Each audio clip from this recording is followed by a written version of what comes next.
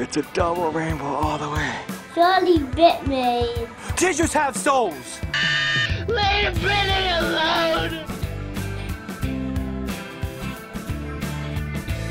Good morning, guys. Bless your face. Hey, beard lovers. Hey, everyone.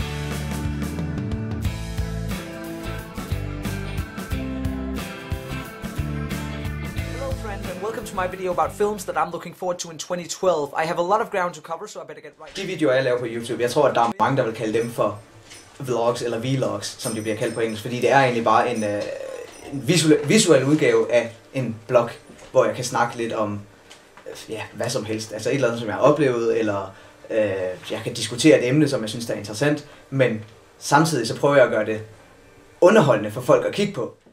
Man starter alt sådan småt ud, hvor man har de der 10-12 mennesker, der følger efter en, og man tænker, hvordan fanden slår man igennem? Altså, hvordan kan jeg komme ud til mit publikum? Fordi det var sådan før Facebook, der var MySpace dengang, men det var kun til folk, der ville høre musik, jo. Der var ikke rigtig noget til YouTube, og Twitter var heller ikke kommet, så du kunne heller ikke bare dele der, jo. Så der skulle man selv ud på YouTube og finde folk og sige, hey, jeg har noget her, og så prøver man at lave respons til hinanden, og du havde kun 10 minutter at lave det på, jo.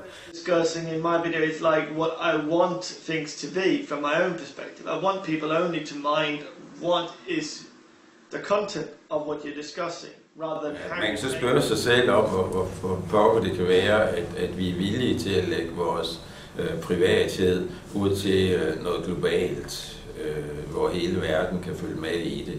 Det er svært at svare på, men jeg tror bestemt, at en af grundene, det er noget mere kulturhistorisk, hvor vi i de sidste årtier er blevet det, der hedder et bekendende samfund. Altså det man før i tiden gik i det stille med at holde skjult og privat, måske allerhøjst fortalte til en skriftefar eller en psykolog, det ryger man nu i et talkshow med, eller i et reality show, eller i det mindste, så skriver man det på Facebook. Så der er der altså kommet en trang til offentliggørelse af det, der egentlig er privat. Off like a rocket, now you can't stop it. Chad and Steve wrote a song.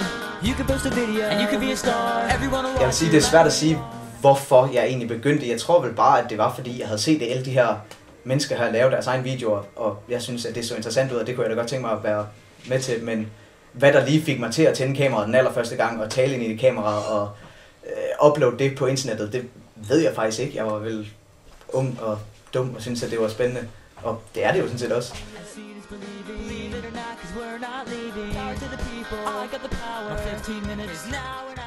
Jeg snakker primært om religion og mine holdninger og politik, og jeg laver nogle videoer om spil en gang imellem. Og det er ikke noget, der rigtig interesserer mine forældre eller min familie som det hele. Men så jeg har også venner, som synes det er interessant, og så går de ind og kigger på dem og lægger en kommentar på Facebook til det eller lignende. Så nogle gange kommer der også lidt kontroverser, hvor folk bliver lidt såret over de ting, jeg siger, fordi at de tager det meget personligt. Hvis jeg laver sådan en slags case om en situation, hvis jeg har haft en samtale med en person, så vil jeg gerne sådan penge den ud til folk. Alle kreative udfoldelser, jeg tror, det bliver inspireret af bare oplevelser, som du har, og det er det fuldstændig samme med YouTube-videoer. Hvis jeg har en eller anden speciel oplevelse, som jeg synes kunne være interessant at snakke om, så tænker jeg straks, okay, det her det er en idé til en YouTube-video, og altså ofte så bliver det ikke til noget, fordi så viser det sig, at det ikke dur, men idéerne og inspirationen er der, og det kan være alt fra, ja, det her, at jeg mødes med nogen, der skulle fortsætte et interview, eller at jeg er ude at rejse, eller at jeg er i biografen, eller at jeg ser en eller anden god film, som jeg synes kunne være sjov at lave en parodi på, så ja, egentlig bare alt. Okay, it's movie time. Det er nu lidt som om på YouTube, hvor vi lægger noget op, at der er der det større arbejde at lægge en film op, et videoklip op, end at sidde og skrive noget ned på Facebook. Så der er nok lidt mere substans i YouTube. You be my princess and I'll be your toad. I'll follow behind you. Det jeg elsker allermest ved YouTube, det er det her. Det er et mærkeligt fænomen, men det er jo sådan et slags online fællesskab, fordi du ved ikke rigtig, hvem det er, du snakker til.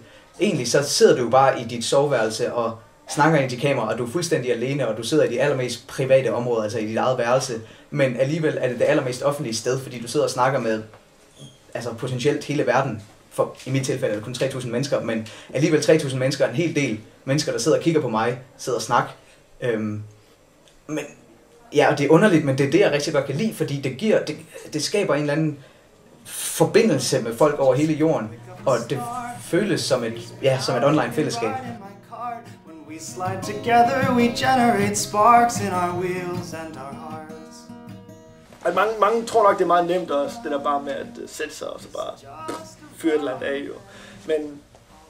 Men man skal have selvtilliden også, altså det er også det, som man kan også gå tilbage i min video og se, altså man kan se udviklingen i, hvordan jeg startede ud, altså, hvor jeg sådan stammer mit budskab ud, så at sige, hvem jeg er og lignende, jo. Altså, jeg var jo lige knap 20 på det tidspunkt, og så frem til at jeg nu snart bliver 26, hvor man kan se, hvor meget selvtillid og lignende man får foran et kamera, og så er jeg også overrasket over, at jeg kom til medien en gang i hvert fald nede til TV2 Østjylland, for noget jeg lavede på YouTube, og startede en kæmpe stor kampagne med skrald og sådan noget. Så det er så også det sådan lidt, at jeg kan se, at det har en effekt, det jeg også laver, hvor folk ser det, og så kan der ske sådan en dominoeffekt. Og her er så manden, som har valgt at dele svineriet i Aarhus Midtby med resten af verden. Da jeg så kom ned ad Vestergade sammen med min ven, så vi, hvor meget affald der lå rundt omkring.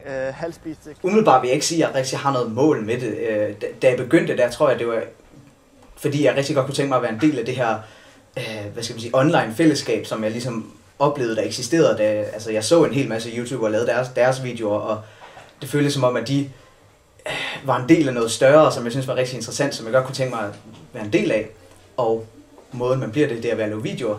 Og så man finder også ud af, at man hurtigt får en hel masse nye venner, når man laver de her videoer her, fordi man finder ud af, at man har en masse til fælles med en masse mennesker overalt på jorden, og så på den måde kan man få venner.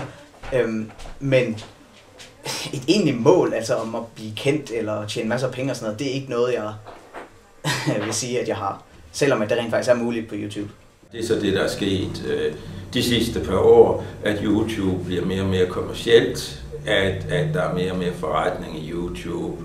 Google har købt YouTube, og der er det, der hedder YouTube Partners, hvor man faktisk indgår et kompagniskab og tjener penge på YouTube. I don't know about you guys, but I have my afternoon planned out with my handsome, so I'll see you later. Oh, darling, where have you been my whole life?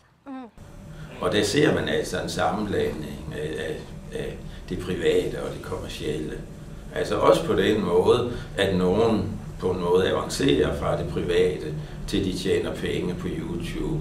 For eksempel er der mange vlogs, altså videoblogs, hvor folk med tætte mellemrum fortæller om deres dagligdag og har faste fans og lyttere og seerskare, at de faktisk har fået forretning ud af det og klarer sig helt pænt på den måde.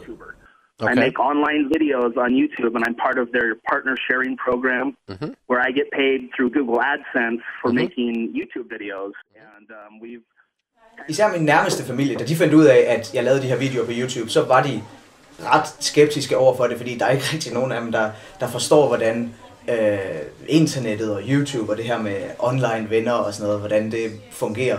Men fordi det har kørt så længe nu i 4 år, og fordi jeg er så dedikeret, så har de accepteret det, og især min mor, hun er begyndt også at synes, at det er rigtig interessant, og selv begyndt at se en hel masse YouTube-videoer og sådan noget. Og af mine venner, der er der måske flere, der forstår det her med internettet, men der er stadigvæk mange, der synes, det er lidt underligt, hvilket er nok forståeligt nok, fordi det er da ret mærkeligt, sådan at så laver jeg nogle videoer i mit soveværelse, og så kan jeg rejse til England og møde en hel masse venner, som jeg har mødt igennem de her videoer her. Så det er da et lidt unikt fænomen, som jeg tror ikke, der er mange, der forstår, og som der er ret skeptiske overfor, men jeg tror kun, det vil blive mere normalt og mere accepteret i fremtiden. Here goes. Ready? One leg. Oh, yeah, you're not impressed? Alright, fine. No legs. There you go. Yeah, you're still... Ja, det er måske lidt cheesy at sige alt, og det er jo heller ikke alt, men det betyder rigtig, rigtig, rigtig meget, alt det her YouTube noget, fordi jamen, det har defineret den person, jeg er i dag, og det har givet mig så meget, at jeg kan simpelthen ikke forestille mig, hvor jeg ville være henne, hvis ikke jeg havde lavet de her videoer her. Goodbye, friend.